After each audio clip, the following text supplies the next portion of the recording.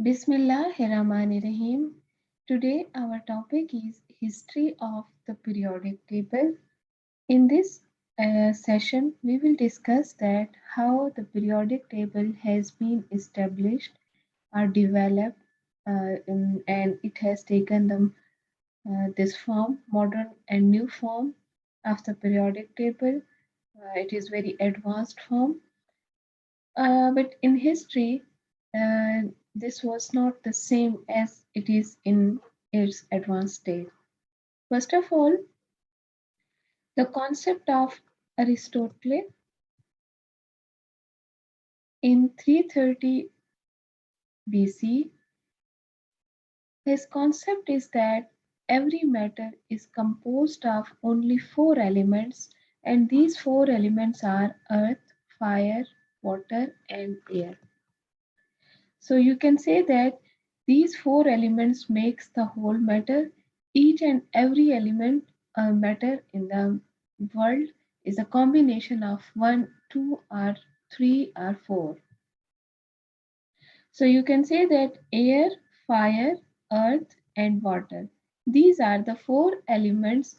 You can say four elements on which matter is composed.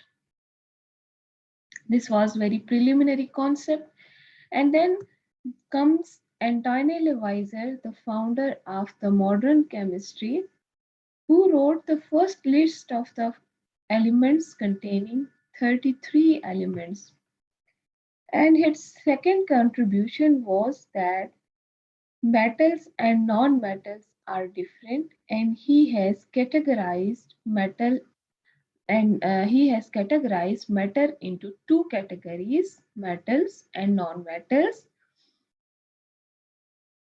So this is the picture of Antoine Weiser, who was the founder of the modern chemistry.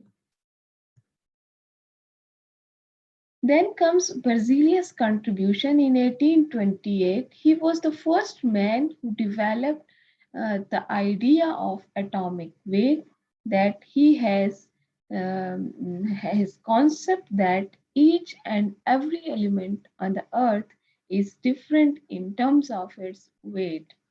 He has also introduced letters to the symbols to the elements of that time. Here is the table which shows that how these elements are abbreviated in the form of symbol. For example, hydrogen in this form, azote, the nitrogen is in this form, carbon in this form, and every symbol is given over here. So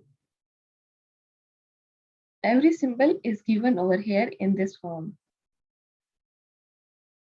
Then comes the John Dobriner concept of triad. John Dobriner was a scientist. In 1829, he has contributed the initial periodic table development to the initial development of the periodic table. He has a concept that atomic weight or weight of the element is very basic property. So on the basis of atomic weight, atomic mass, he has arranged the elements in order of their atomic mass. So certain sets of properties recur periodically after every three elements. It was his observation after the arrangement of the elements in that after every three element, the fourth element was the same as was the first one. So after three elements period, the properties of elements are repeating again and again. So he named this law as law of triad. And he has arranged some elements known at that time and got the sets of the elements with three elements in the same one group. He has also observed that the atomic mass of the second one, middle one element is equal to the average atomic mass of the first and third one. As given in this table, calcium atomic mass is 40, barium atomic mass is 137, and its average mass is 88.7, which is approximately equal to the atomic weight of strontium, which is 87.5. Similar observation was confirmed for lithium, sodium, and potassium, as you can see on the screen. Similar observations were also seen for chlorine, bromine, and iodine. Newland's contribution in 1864 further developed the periodic table. He has arranged approximately 60 elements in order of their atomic weight. His view was also that atomic weight is the basic property on the basis of which one can arrange the element. But his observation was little bit different. He says that there is repetition of properties after 8 elements. So he has observed that when the elements are arranged in order of their increasing atomic mass, certain set of properties recur periodically after every 8th elements. So he has seen that first and ninth elements are of the same properties. He termed this law as law of octaves, octave from 8. This is the periodic table, first table, which was obtained from the law of octaves. Approximately 60 elements were arranged in this case. After that, Dobriner in 1869 described that it is the periodic property of the elements are the periodic function of their molar volume, not the molar mass. So he has given importance to the molar volume, and he has arranged elements in the form of a curve or graphical presentation rather than a tabular form. This is the curve which is called Dobriner curve. And Dobriner curve, we have hydrogen, helium, beryllium, lithium, beryllium, boron, and so on. On the basis of molar volume, elements were arranged. So this is called Dobriner curve. Whereas molar volume, it is equal to the atomic mass of an element divided by its density. Then comes the contribution of the Mendeleevs in 1869.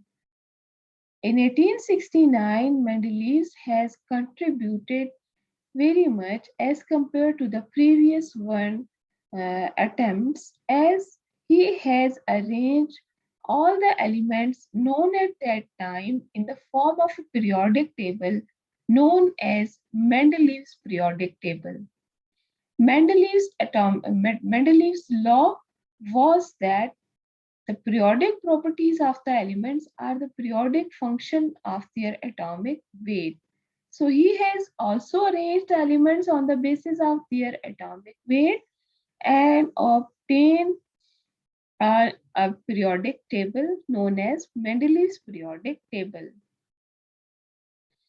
Its main advantage was that there were some gaps or spaces which were left for the elements that were unknown at that time, and when time comes and these were discovered and these were fitted into the gap.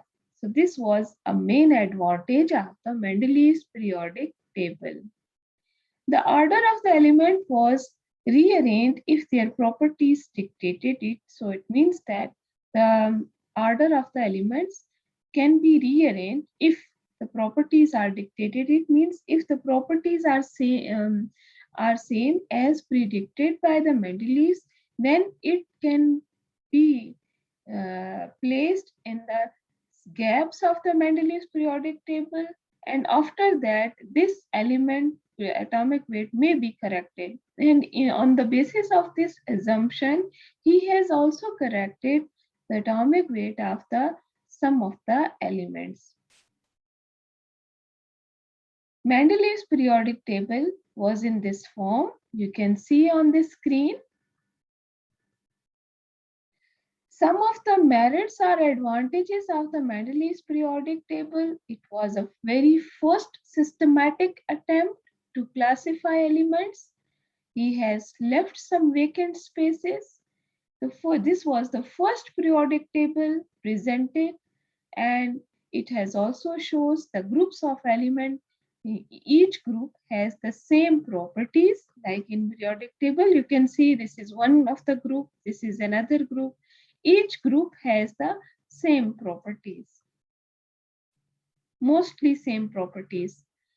And he has given importance to the properties rather than to the atomic mass. So on the basis of his assumption, he has corrected the atomic mass of some of the elements.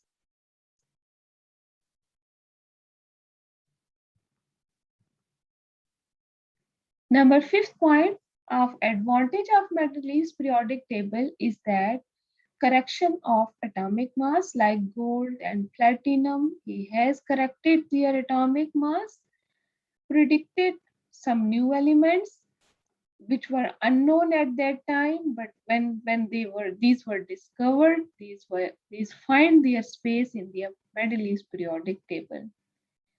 At that time, noble gases were discovered much later. They could be accommodated in periodic table in the form of separate group without disturbing the position of the other elements. Then comes the contribution of the William Ramsay, and he has discovered noble gases in 1894.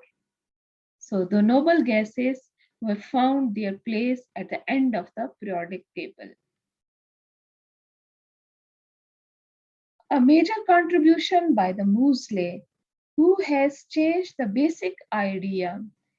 The basic idea of Moseley was that it is the atomic number which should be given the importance rather than atomic mass.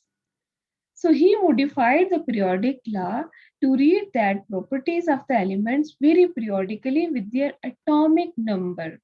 So in 1914, he predicted that there are 3 unknown elements between aluminum and gold. So on the basis of his observation, he has presented the law, which is also called modern periodic law. Seaborg in 1940 synthesized transuranic elements. The elements after uranium are called transuranic element, and he has also discovered some part of the actinides. Transuranic elements are these one. Each has been presented with its date of discovery from plutonium to seaborgium. So you can see the symbol in each case, atomic number and date of discovery. It means that the diversity of the elements has been increased with the passage of time. So when the number of the elements grew at that time, then you can say that there were some loops in the Mendeleev's periodic table. One of the demerit is that he was unable to locate hydrogen because of its unusual behavior. Increasing in atomic mass was not regular while moving from one element to another. Hence, the number of elements yet to be discovered was not predictable. Later on, when the isotopes of elements means the isotopes of there is possibility that one element has this different isotopes. They have different atomic mass. So it was difficult to arranged these isotopes of elements in the Mendeleevs periodic law.